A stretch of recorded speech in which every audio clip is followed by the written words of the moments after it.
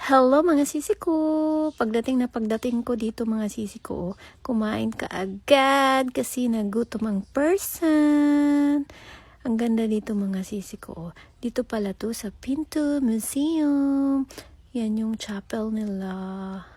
Super nice here kasi open air galleries lang siya with the lush botanical gardens and striking Mediterranean style architecture. Kaya tingnan mo naman mga sisi ko, ang ganda, 'di ba? Laki ng lugar. Siguro mga 1 hectares to 2 hectares siguro to.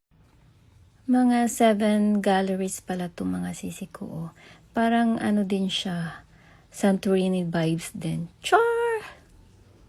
Pero mas magandang pumunta dito mga bare months na siguro mga sisi ko para mas malamig kasi sobrang init talaga pag summer, o 'di ba? Kita nyo naman tirik na tirik ang araw. Tapos isa din to sa cafe dito, bumili lang ako ng drinks dyan kasi sobrang init na talaga.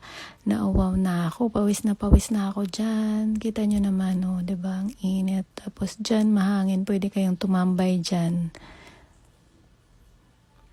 Tapos yan, may daanan din dyan papunta dun sa may swimming pool area. Balik tayo dun. Nandito din pala yung bahay ng may-ari mga sisi ko, but I think hindi na nila tinirahan to kasi walang tao. Maganda din dito mag pre-wedding photoshoot for your debut at iba pa. Cafe din yan. Yun lang. Thank you for watching.